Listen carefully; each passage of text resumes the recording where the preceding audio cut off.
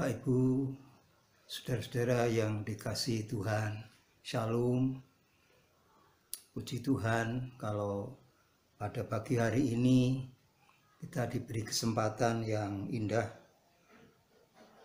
Bersama-sama kita mau belajar dari firman Tuhan yang terjadwal di dalam gerakan membaca Alkitab rutin Gemar GSJA Peniel Surabaya dan GSJA Anugerah Cabang Kemendung. Hari ini Rabu tanggal 24 November 2021, kita mau belajar dari bacaan Gemar yang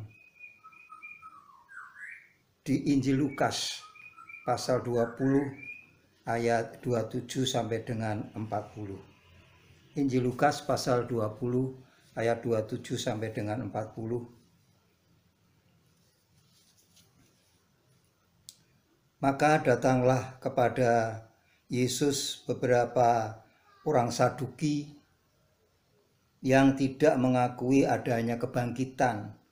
Mereka bertanya kepadanya, "Guru, Musa menuliskan perintah ini untuk kita. Jika seorang yang mempunyai saudara laki-laki mati, sedang istrinya masih ada, tetapi ia tidak meninggalkan anak, saudaranya harus kawin dengan istrinya itu dan membangkitkan keturunannya bagi saudaranya itu. Adalah 7 orang bersaudara. Yang pertama kawin dengan seorang perempuan lalu mati dengan tidak meninggalkan anak. Lalu perempuan itu dikawini oleh yang kedua dan oleh yang ketiga, dan demikianlah berturut-turut oleh ke-7 saudara itu. Mereka semuanya mati dengan tidak meninggalkan anak. Akhirnya perempuan itu pun mati. Bagaimana sekarang dengan perempuan itu? Siapakah di antara orang-orang itu yang menjadi suaminya pada hari kebangkitan? Sebab ketujuhnya telah beristrikan dia." Jawab Yesus kepada mereka, "Orang-orang dunia ini kawin dan dikawinkan. Tetapi mereka yang dianggap layak untuk mendapat bagian dalam dunia yang lain itu dalam kebangkitan dari antara orang mati tidak kawin dan tidak dikawinkan. Sebab mereka tidak dapat mati lagi. Mereka sama seperti malaikat-malaikat dan mereka adalah anak-anak Allah karena mereka telah dibangkitkan." Tentang bangkitnya orang-orang mati, Musa telah memberitahukannya dalam Nas tentang semak duri, di mana Tuhan disebut Allah Abraham, Allah Ishak dan Allah Yakub. Ia bukan Allah orang mati, melainkan Allah orang hidup. Sebab di hadapan Dia semua orang hidup. Mendengar itu beberapa ahli Taurat berkata, "Guru, jawabmu itu tepat sekali." Sebab mereka tidak berani lagi menanyakan apa-apa kepada Yesus. Demikian pembacaan Alkitab. Terpujilah Kristus, haleluya. Ya, Bapak Ibu Saudara yang dikasihi dalam Tuhan Yesus Kristus, dalam perikop bacaan ini ada percakapan antara golongan orang-orang Saduki dengan Tuhan Yesus yang menanyakan tentang kebangkitan dengan berkaitan dengan seorang perempuan yang sudah kawin dengan laki-laki 7 bersaudara dan mereka tidak meninggalkan anak, dan akhirnya perempuan itu juga mati, semuanya mati. Kemudian yang ditanyakan, pada hari kebangkitan perempuan itu bersuamikan siapa? Yang pertama, kedua, ketiga, atau yang ketujuh? Nah, itulah pertanyaan dari golongan Saduki. Maka Bapak Ibu Saudara yang dikasihi Tuhan, jawab Tuhan Yesus bahwa di ayat yang ke-34, intinya bahwa apa saja yang dilakukan masa hidup di dunia ini, Bapak Ibu Saudara, dan ketika orang itu mati dikuburkan, ya, dan bila berkenan dibangkitkan dan dalam dunia yang lain, maka sudah tidak seperti waktu hidup di dunia. Apa saja yang dilakukan waktu hidup di dunia sudah tidak seperti itu. Nah, dalam hal-hal yang duniawi, dalam hal-hal yang kawin-pengawin, dalam hal-hal yang apa saja dilakukan waktu hidup, dan ketika orang itu mati dikuburkan, ya semuanya mati, sudah tidak bisa diulang lagi, dan tidak kawin dan tidak dikawinkan. Itu jawaban dari Tuhan Yesus Kristus. Nah, Bapak Ibu Saudara yang dikasihi Tuhan, tentang perintah Musa sebagai dasar pertanyaan orang-orang Saduki, memang ada tertulis, Bapak Ibu Saudara, ada tertulis di dalam kitab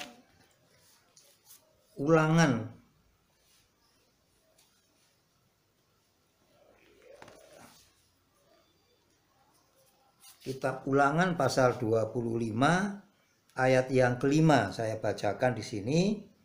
Apabila orang-orang yang bersaudara tinggal bersama-sama dan seorang daripada mereka mati dengan tidak meninggalkan anak laki-laki, maka janganlah istri orang yang mati itu kawin dengan orang di luar lingkungan keluarganya.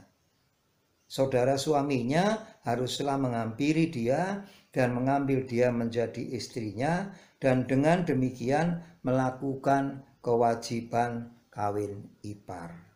Nah, dan seterusnya sampai dengan ayat yang ke-10. Nah, Bapak Ibu Saudara yang dikasihi dalam Tuhan Yesus Kristus, melakukan kewajiban perkawinan ipar. Nah, maksud dan tujuan peraturan perintah Musa yang disampaikan itu adalah agar silsilah keturunan bangsa Israel tetap berlanjut, tetap terpelihara, yaitu sebagai bangsa yang beriman. Dan untuk keturunan yang dilahirkan nanti, yaitu agar menjadi generasi yang tetap percaya kepada Allah Abraham, Allah Ishak, dan Allah Yakub, yaitu Allah yang telah menyelamatkan bangsa Israel keluar dari Mesir menuju ke tanah perjanjian. Nah, di bagian yang pertama ini, Bapak Ibu Saudara, ada sesuatu pesan yang saya simpulkan di sini, pesan penting bagi kita agar kita memelihara, menjaga kepada generasi-generasi kita agar tetap sebagai generasi yang beriman kepada Tuhan Yesus. Seperti perintahnya Musa agar melahirkan anak laki-laki untuk melanjutkan silsilah bangsa Israel dan bangsa yang percaya kepada Allah Abraham, Allah Ishak, dan Allah Yakub. Allah yang telah menyelamatkan bangsa Israel dari perbudakan di Mesir dan berjalan menuju ke tanah perjanjian, tanah Kanaan. Demikian juga di masa sekarang, Bapak, Ibu, Saudara, dan saya masing-masing dikaruniai anak putra-putri yang dipercayakan. Mari generasi-generasi yang dianugerahkan, dikaruniakan pada kita menjadi kewajiban bagi kita untuk menjaga, memelihara, membina, mengarahkan agar generasi-generasi yang dipercayakan pada kita itu tetap menjadi generasi-generasi yang Kristiani, menjadi generasi-generasi yang tetap beriman kepada Tuhan Yesus Kristus. Ya, itu yang pertama. Yang kedua, Bapak Ibu Saudara yang dikasihi Tuhan, saya membaca di ayat 36. Ada kata kalimat yang sangat luar biasa, yaitu mereka sama seperti malaikat-malaikat dan mereka adalah anak-anak Allah. Nah, ini siapa anak-anak Allah itu? Ya, anak-anak Allah adalah kita semua. Kita semua ini adalah anak-anak Allah. Seperti yang tertulis di dalam Yohanes pasal 1 ayat 12 dan 13. Tetapi semua orang yang percaya, menerimanya, diberinya kuasa supaya menjadi anak-anak Allah, yaitu mereka yang percaya dalam namanya. Orang-orang yang diperanakan bukan dari darah atau dari daging, bukan pula secara jasmani oleh keinginan seorang laki-laki, melainkan dari Allah. Nah, Bapak Ibu Saudara yang dikasihi Tuhan, ini adalah status yang sangat berharga. Status yang merupakan anugerah Allah yang dikaruniakan Bapa kepada kita sehingga kita disebut anak-anak Allah. Nah, sehingga kita disebut anak-anak Allah, dan memang kita ini adalah anak-anak Allah yang menjadi umat kesayangan Allah. Nah, itu sudah juga dinyatakan di dalam Ulangan pasal 14.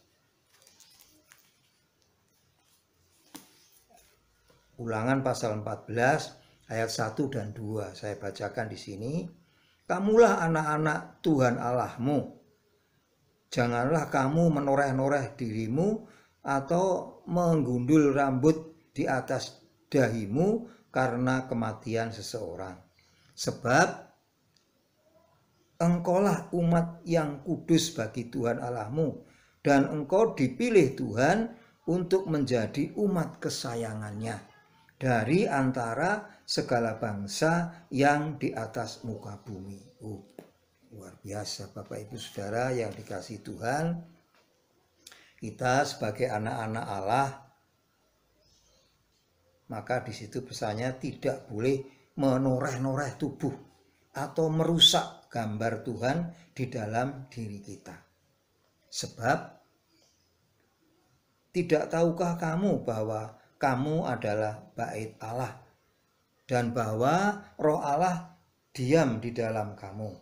Jika ada orang yang membinasakan bait Allah, maka Allah akan membinasakan dia. Sebab bait Allah adalah kudus, dan bait Allah itu ialah kamu.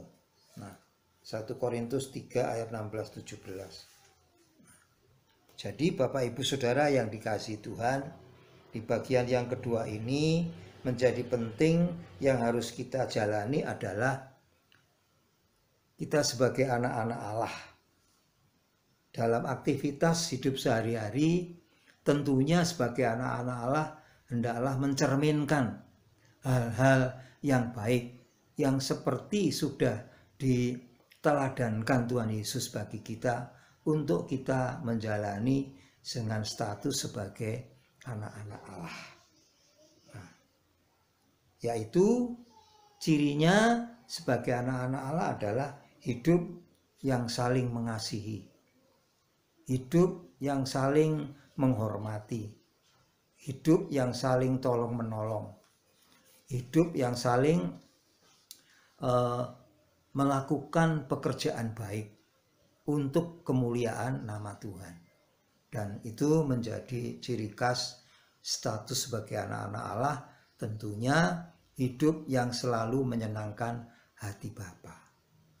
Memang ini bukan hal yang gampang, tapi saya percaya dengan tuntunan kuasa Roh Kudus, dengan kebenaran firman yang menerangi jalan hidup kita, maka kita akan dapat melakukannya bersama-sama di dalam kita bergereja, berjemaat, dan bermasyarakat, berkeluarga, yang masing-masing semua melakukan pekerjaan baik untuk kemuliaan nama Tuhan Yesus Kristus. Demikian yang dapat kami bagikan dalam Gemar pagi hari ini, tanggal 24 hari Rabu bulan November 2021. Mari kita semakin bersemangat bergemar. Gemar itu senang, gemar itu kesukaan, berarti kesukaannya tiap pagi membaca Alkitab, gerakan membaca Alkitab rutin. Tuhan Yesus memberkati, selamat beraktivitas. Mari kita berdoa. Bapa, kami bersyukur, berterima kasih atas kesempatan yang indah pagi hari ini. Ialah kebenaran firman-Mu yang sangat sederhana ini akan Roh Kudus sempurnakan di dalam kehidupan kami hari lepas hari. Pertama, sebagai orang tua, hendaklah kami terus menjaga, memelihara, menuntun, membina akan generasi-generasi Kristiani, generasi-generasi yang terus takut akan Tuhan, generasi yang terus cinta Tuhan, generasi yang dipercayakan adalah generasi merupakan anugerah Tuhan yang besar. Dan sebagai anak-anak Allah, Roh Kudus mari tuntun kami, sertai kami, agar kami sebagai anak-anak Allah dalam hidup sehari-hari kami dapat memuji memuliakan nama Tuhan, mencerminkan akan kemuliaan kebesaran nama Tuhan di mana saja kami beraktivitas. Terima kasih Tuhan, dalam nama Yesus kami berdoa dan mengucap syukur kepadamu. Haleluya, amin.